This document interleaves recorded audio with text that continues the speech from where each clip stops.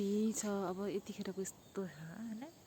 यो सानो भए पनि एउटा मिनी भ्लग लिएर आउन मन लागिहाल्ने, बोल्न मन लागिहाल्ने, फेसबुकले फेरि ओरिजिनल कन्टेन्ट मागिहाल्ने। त्यसै कारणले गर्दाखेरि म एउटा सानो भए पनि आवाज हजुरहरु सामु ल्याउँछु अनि भनेर म यसरी हिँड्दै तपाईहरुलाई मैले यहाँको दृश्य देखाउँदै छु।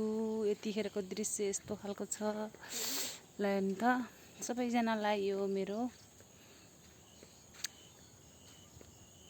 भनौँ पोस्ट भनौँ अथवा रिल भनौँ जे भनौँ यही हो।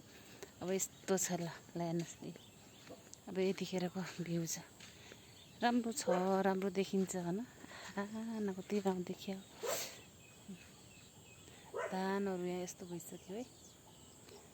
धान यस्तो छ है। यति राम्रो छ हाम्रो ठाउँमा।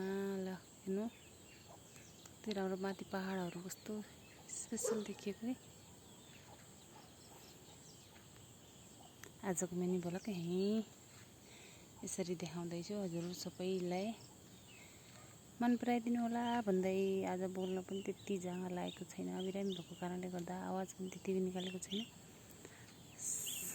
आम्मो हो कति राम्रो हो देखिँदैछ।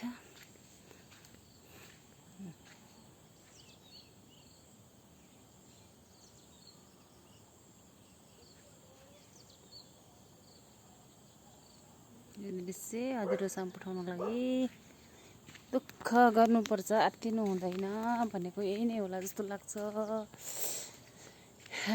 मेहनत गर्दैछु, अवश्य फल त पाउँछु होला नि भन्ने आशा छ। र सबैजना आज भत्त अगाडि बढेर भोलि पछाडि पर्ने हो कि भन्ने डर तर हुँदो रहेछ यताउता। तर कहिले आफूले यति धेरै साथीलाई सपोर्ट गर्यो, साथीहरूले अलिक कम सपोर्ट गरेको महसुस पनि हुने रहेछ। र सपोर्टको लागि पोस्टमा जानुभन्दा पनि साथीहरूलाई भेट्नको लागि एउटा लाइभ स्ट्रिममा नै गएर त्यसैमा बसेर त्यसबाट मेन्सन गेम खेलेर उहाँलाई फोटो रिलहरू भिजिट गरेर अनि त्यसो गर्यो भने छिटो अगाडि बढिने रहेछ भन्ने एउटा मैले अनुभव गरेको। र एकदमै भनेको साथीहरूको सपोर्ट माया पायो भने एउटा लाइभ स्ट्रिम खोल्नुपर्छ। लाइभ स्ट्रिम चलायो भने हप्तामा एकपटक भए पनि, किनकि आफ्नो अलिकति नलेज पनि हुन्छ बोल्ने अनि त्यसपछि साथीहरूले पनि हजुरहरु सबैलाई चिन्नुहुन्छ भन्ने आशा छ। र म पनि अब केही समयमा लाइभ स्ट्रिम खोल्छु कि भन्ने आश गरेको छु। हजुरहरु सपोर्ट गर्न आइदिनु होला। ओके।